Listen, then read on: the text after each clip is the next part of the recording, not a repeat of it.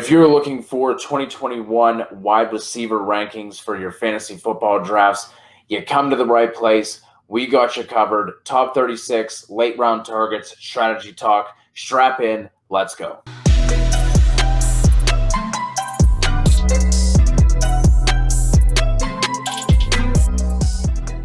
All right, Kev, it is time to get down on these wide receiver rankings for 2021 fantasy football drafts. To kick things off, you have Tyreek, followed by Devontae Adams, Calvin Ridley, Stephon Diggs, DeAndre Hopkins, DK Metcalf, Allen Robinson, A.J. Brown, Keenan Allen at 9, Justin Jefferson at 10, CeeDee Lamb and Cooper Kupp to round out your top 12.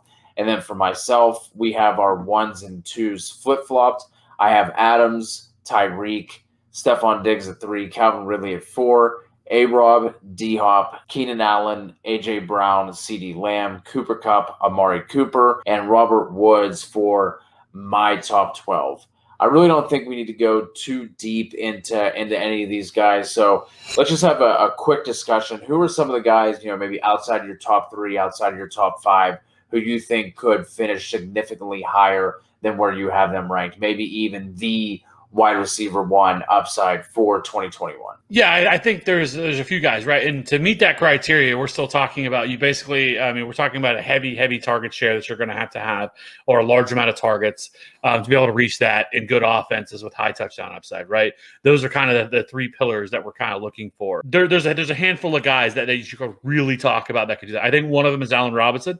You look at Allen Robinson the last couple of years, and it's sad that we talk about Allen Robinson every year. We're always like, last year it was Nick Foles was the best quarterback that he's ever played with. This year it's Andy Dalton is the best quarterback he's ever played with. Like, this is just sad, and it just shows you how elite Allen Robinson actually is, the way that they're been able to produce, despite the fact that he's played with those quarterbacks. And then at some point earlier rather than later, he's going to get Justin Fields. But if you look at him last year, he was 3rd in targets last year, 151 targets with a 25% target share. Nothing's changed in this offense. Darnell Mooney's there. Anthony Miller's gone. Other than that, it's the same damn offense. There's nothing else that change here that's going to do anything. He was 16.4 fantasy points per game last year, which was 13th among all wide receivers.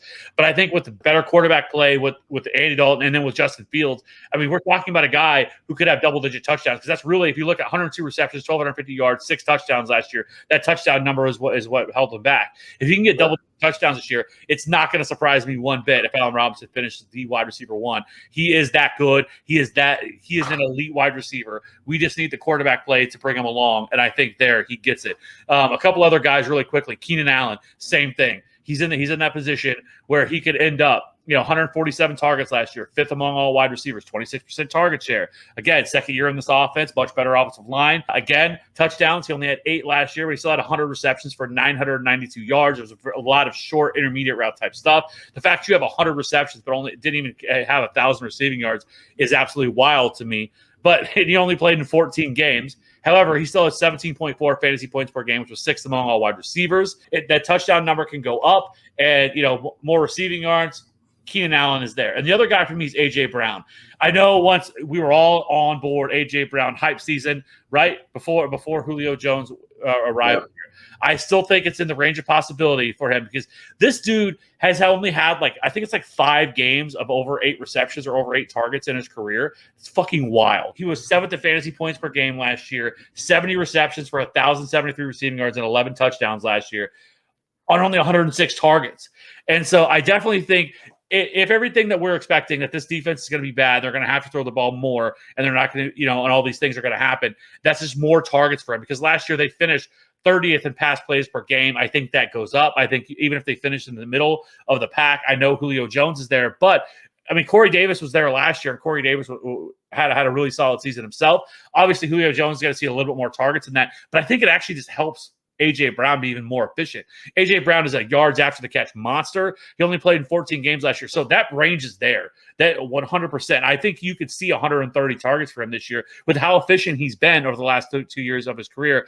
Those would be the guys for me. Really quickly before we move on, this one caught me off guard just because we've been talking about him so much and we like him so much, and there's been a lot of talk about this offense in general. And then I started looking at Fantasy Pros, and I kept going down the list.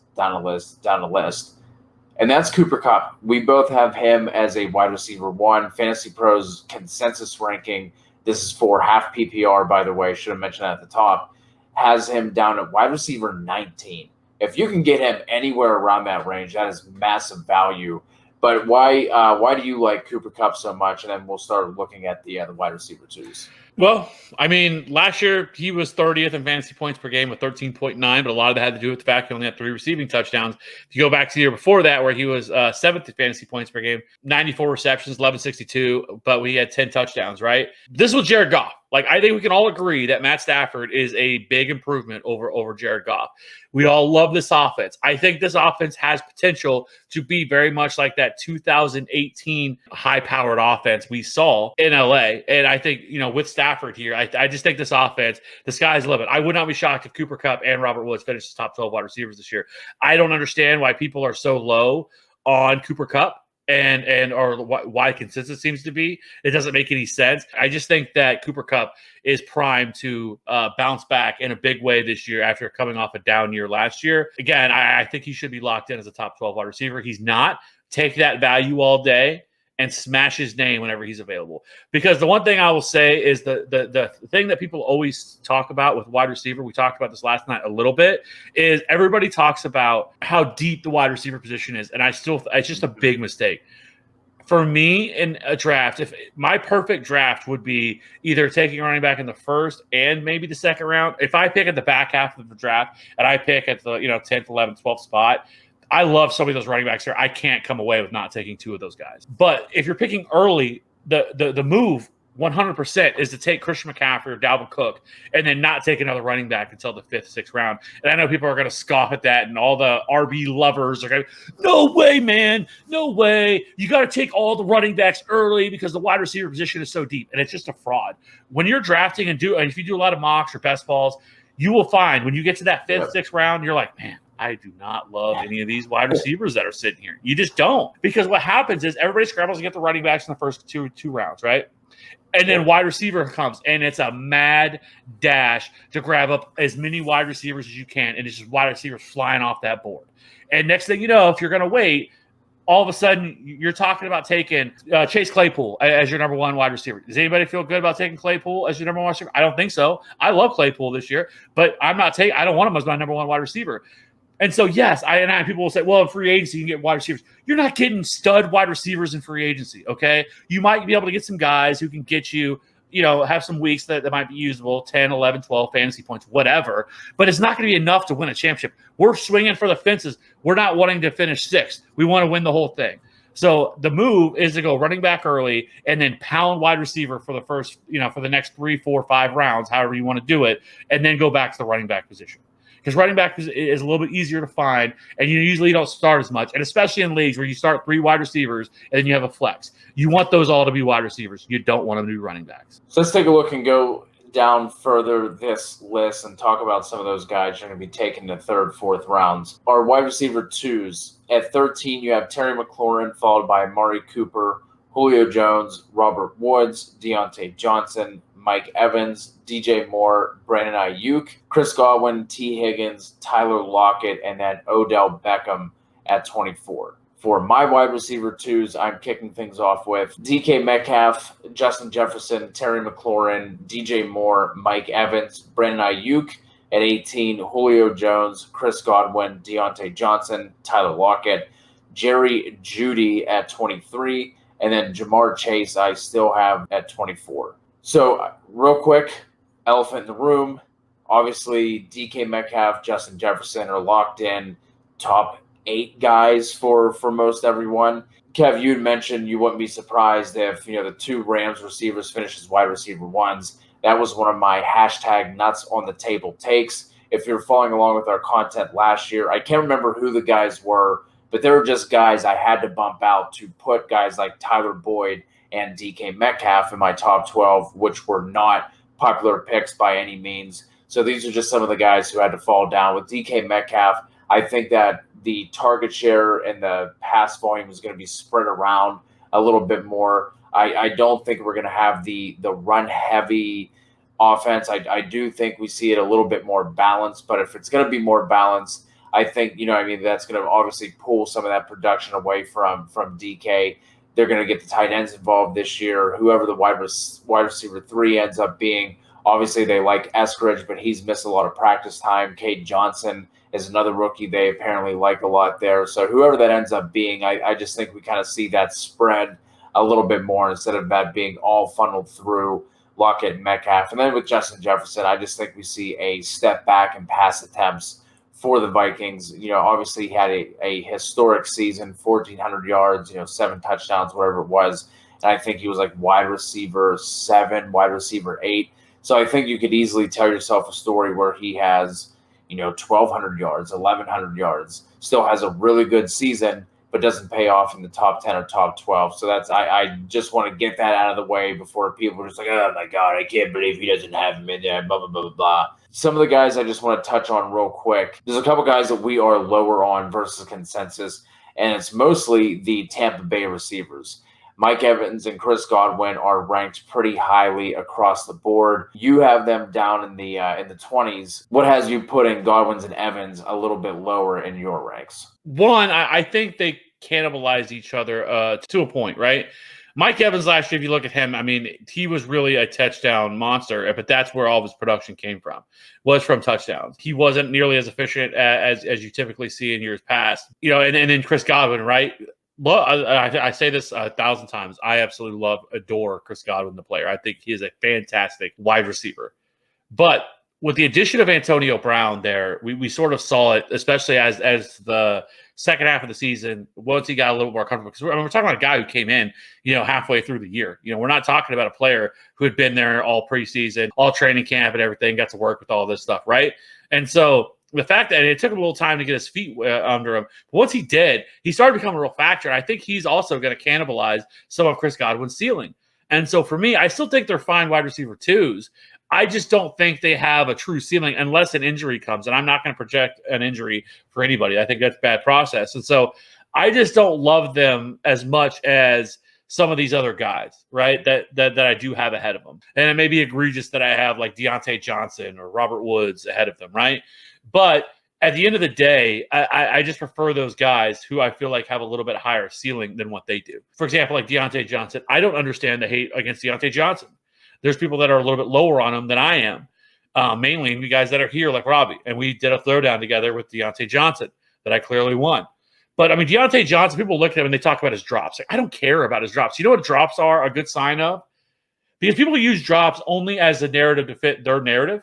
Because drops are just a sign that a player is getting a lot of targets, right? If you look at the guys who have led the league in drops the last couple of years, it's Tyreek Hill, it's A.J. Brown, it's Deontay Johnson. I mean, we're talking about guys who are absolutely elite, right? I know he had that little stretch last year, was a little bit crazy, but I mean, per Matt Harmon, love the work that he does with reception perception. But Deontay Johnson finished top 10 in both success first man and zone last year. So he's a good route runner. He's a good separator. The only question mark we have has been Big Ben and how healthy he's going to be, right? Other than that, that's really the only question mark I think we have. I love Deontay Johnson. Deontay Johnson can finish as a wide receiver 1 this year. That's not hot. There's nothing hot about that take. He had 144 targets last year. And so just some of these guys that I have ahead of them, I just like more. Yeah, we're pretty similar here with the wide receiver 2s. I do like Brandon Ayuk a lot this year, whether it's going to end up being Jimmy Garoppolo, Trey Lance, however that ends up working itself out. I think Ayuk is primed to take another step forward. And if you have forgotten, just go take a look at what he did in his stretch with guys like C.J. Beathard and Nick Mullins. I have him ranked highest among us 4. You're right behind me. I have him at 18. You have him at 20. Christian and Robbie have him at 23 and 25. Let's talk about some of these wide receiver 3s, and then I think you guys will also start to see that like it starts to get a little sketchy toward the end of these lists. So you have Judy at 25, Will Fuller, Adam Thielen, Chase Claypool, Devonta Smith, Kenny Golladay, Courtland Sutton, Tyler Boyd, Deebo Samuel, Jamar Chase, Laviska Shenault, and then Juju to round out your wide receiver 3s. For me, I have Pittman at 25, T. Higgins at 26, Adam Thielen at 27, Jarvis Landry, Odell Beckham, Tyler Boyd, DJ Chark, Kenny Golladay, Will Fuller, Juju at 34, Devonta Smith, and then Sutton for me at 36. Go ahead and just start talking about these guys from wide receiver 3 and on that you're interested in 2021. Will Fuller, I am much, much higher on than consensus. And I think TFA is as a whole. Because Will Fuller was going in like the 11th round, and which is just absolutely ridiculous. And I have him at wide receiver 26, which is way higher than consensus. Consensus is at wide receiver 37. So I'm still higher, over 10 spots higher than consensus. And I know for a fact that his ADP on FFC was like 11th round. And so for me, that this doesn't equate. Like, we're still talking about one of the better wide receivers in the league.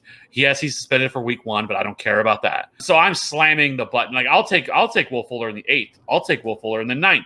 And so the fact he's going in the 11th, like, he should be on everybody's radar. He averaged 17.7 fantasy points per game, which is like 7th most among all wide receivers off the top of my head last year.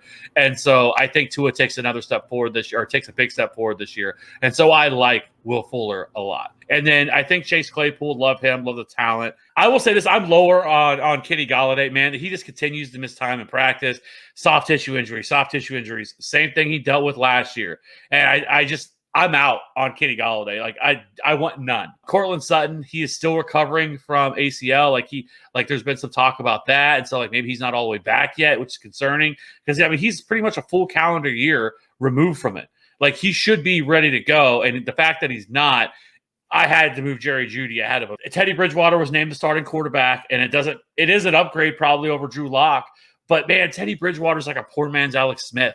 Like, he's very conservative with the ball, but that's why it makes me like Jerry Jeudy more. I think Jerry Jeudy in the slot is going to get a lot of targets, but man, is he going to be able to support, Jerry Jeudy and Cortland Sutton and Noah Fant, who's a top 10 tight end? Like, a lot of these guys are going higher.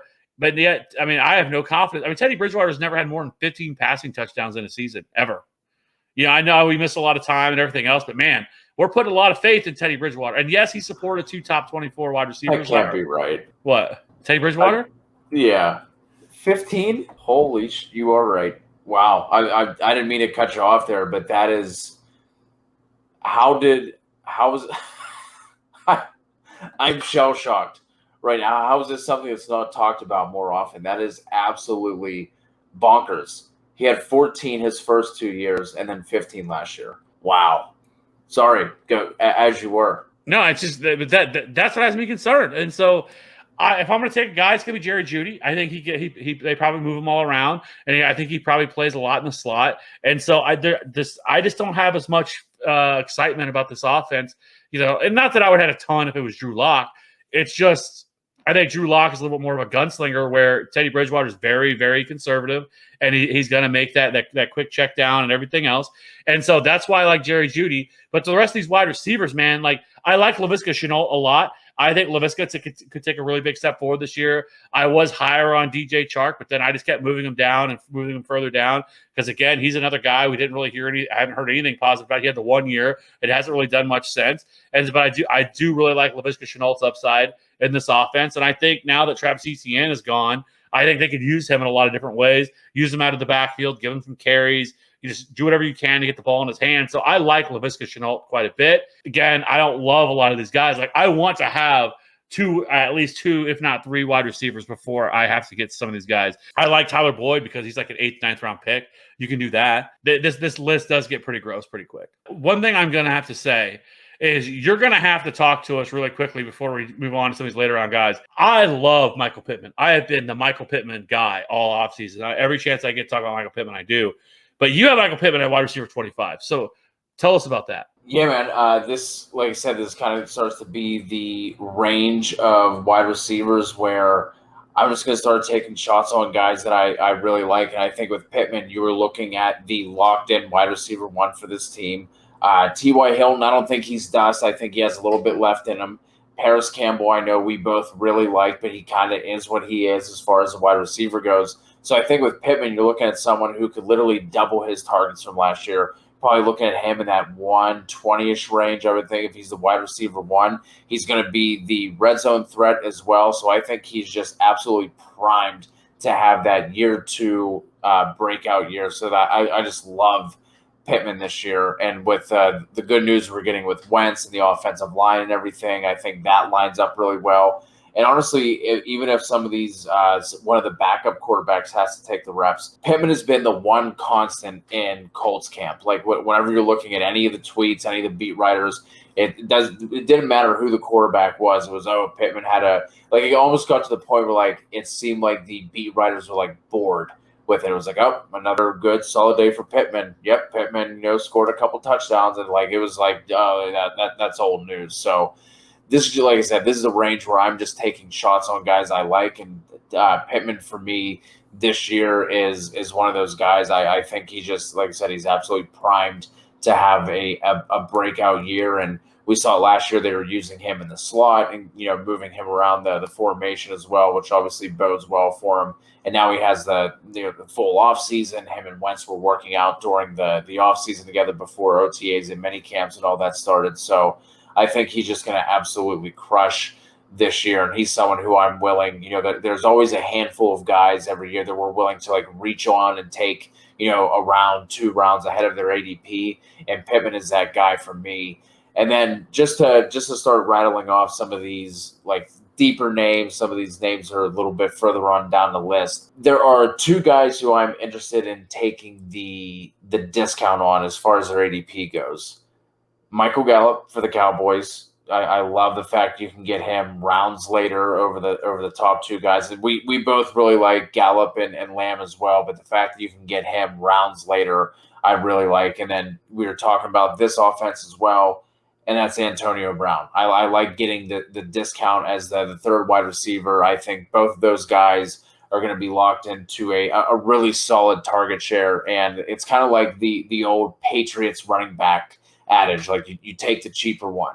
I don't mind taking those other guys, but if I'm going to wait and take one of them, I'm fine taking those 2 at the discount that they are given. Bryan Edwards, I think, is a nice post-hype sleeper.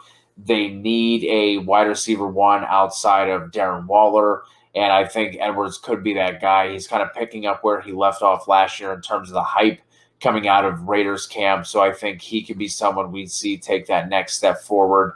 It still doesn't seem like Gruden knows how to use the shiny toy that they went out and dropped all that money on in the first round last year. As much as we doubted and were Henry Ruggs haters last year, we still don't know because Gruden hasn't used him correctly. Mike Williams, I also really like. I've never been a Mike Williams guy, but especially with where his price is, I really like him. And then the other guy, I guess there's a third wide receiver 3 discount that I like, and that's Marvin Jones. Marvin Jones is really starting to grow on me as one of my favorite targets here in the double-digit rounds. Any other guys that you want to just kind of riff on here as we look to close this up? If I'm 100% advocate, Mike Williams, definitely there. Love Darnell Mooney. I've talked about that ad nauseum. Again, you can watch the video if you want to get a little bit more. But he's the number 2 wide receiver in this Bears offense. Nobody else really there. I think he takes another step forward this year. And so I like Darnell Mooney quite a bit. Michael Gallup, totally agree with you on that. Love Michael Gallup, especially at his ADP. Not on best ball, not on Underdog. Underdog, his ADP is ridiculous. It's jumped the shark. But in terms of just your regular redraft leagues, love taking shots on Michael Gallup. Marcus Callaway. Got to talk about Marcus Callaway. And it's funny because I actually did the video before he had that monster preseason game with 2 touchdowns. So the receipts are there that I was on Marcus Callaway before the big game he had on Monday Night Football. But I like Marcus Callaway, and he really looks like he's the number 1 wide receiver in that offense right now. Like, I know it's easy to shit on the guy a little bit. I'm like, well, listen, guys, let's pump the brakes. We're talking about Marcus Callaway. I get it, but there's just nobody else there. It looks like Jameis Winston's going to be the starting quarterback. It does seem like they have some pretty good rapport. Yes, it's a preseason game. No, I don't think Marcus Callaway is going to be a wide receiver 1 this year, but getting him where you can get him. Now, if he all of a sudden continues to rise and his ADP goes up in like the 8th round, okay, we've gotten a little bit too ahead of ourselves. If he still continues to be a guy you can get 11th, 12th round, take a shot on Marquez Callaway because the upside is there. He was a UDFA guy last year, got limited opportunities, but this year he's primed to be the number one wide receiver, at least until Michael Thomas comes back. A couple other guys, Corey Davis, and no, it's not because he's had 73 targets in 2 preseason games, but if you just look at the hierarchy here, how this is going to play out, Zach Wilson has played much better than expectation, at least early. I was a Zach Wilson guy for sure, but a lot of other people weren't. But he has played pretty well so far through a couple preseason games,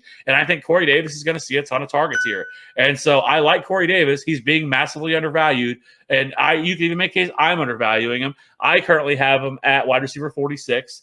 And I could probably you could probably make a case having him as a low end wide receiver 3. I don't think that's crazy. And so I'm probably even a little bit lower than I should. Jacoby Myers, talked about him a ton in that video, him as well. I think he is a guy that's primed for a breakout. He was top 10 last year in yards per route run. And so love him. Terrace Marshall, we've talked about him enough. Love Terrace Marshall and that upside that he brings to the table. If you want to talk about some older guys, I have some intrigue in Randall Cobb. Like, I know he's an older player. He's 31 years old, but he's going to be the slot wide receiver. Aaron Rodgers pounded the table for the guy and made them trade for him. Okay. He's healthy through camp. And, if you listen to Aaron Rodgers talk now, I wouldn't expect to go out and dump on his players, but it sounds like Randall Cobb is looking really good. And so he could be rejuvenated here. And if he could be a guy that gets 6 to 8 targets a game in this offense, right? And a Green Bay Packers, Aaron Rodgers-led offense. So in PPR formats, I don't really mind taking a shot. And I am not usually the guy that ever advocates for taking a wide receiver that is 30-plus years old in this range. I don't mind taking a shot on Rashad Bateman. Love Paris Campbell. I think hopefully this is the year that Paris Campbell puts it all together, stays healthy, and ends up being a guy who's a regular contributor. And then the last but not least, the guy that I'm at least keeping my eyes on, a couple of guys, Van Jefferson for the Rams. If anything happens to Cooper Kupp or Robert Woods, Van Jefferson could be in for a big breakout year. Josh Palmer is another guy in the same situation. And then last but not least, Byron Pringle. I started the offseason talking about Byron Pringle, and here I am again. Listen, McCole Hardman, I don't know if he's going to break out. I know people wanted to break out. People are drafting him like they think he's going to. Get out of here with he has an opportunity. He's had opportunities in every single year that he's been in the league, and he has not done a damn thing with them. And he continues to do the things that keeps him off the field and not seeing a lot of targets. And he stops running routes that he's supposed to. He runs the wrong routes, and he just does this stuff all the time. Turn on a preseason game, there's Pat Mahomes yelling at McCole Hardman again because he ran the wrong route. Okay, and so Byron Pringle saw a lot of targets in that last preseason game. Keep an eye on Byron Pringle because they have hyped him up all offseason. There's just another name that you were talking about, Van Jefferson, some injuries ahead of him. The other name I'll throw out that goes along with that is Josh Reynolds in Tennessee. Basically didn't practice the entire time, and he's already marked in as a starter. Not that they really have that much of a choice because that is a very thin depth chart, but the fact that he didn't get that practice time and they're still, announcing him as a starter, I think we're kind of glossing over the fact that A.J. Brown had procedures done on both knees in the offseason. Then Julio Jones, we all know it goes into having him in terms of fantasy. So Josh Reynolds will be another guy. Want to get out on this last one, Kev, just one answer. What is the highest that you will take Marquez Callaway? Because I think that there is a good chance that someone's going to get a little overzealous. So the highest that you would take Marquez. I think 10th round is fair. I think if you want to start looking at him there, I don't have no problem doing so. Especially if you are a team that actually went running back heavy early and you're going to need a lot of wide receivers. He could be a key for you, especially earlier in the year, that can help you out. There you have it, guys. We appreciate it. Thanks for rocking with us. Any questions you have, drop them in the comments. Better yet, hit the Discord, click the link. No strings attached, nothing like that. No fine print. Just a free community we're trying to build for people who also love fantasy football as much as we do. Until the next time, subscribe, like, rate, review. We appreciate you guys, and we'll catch you on the next one.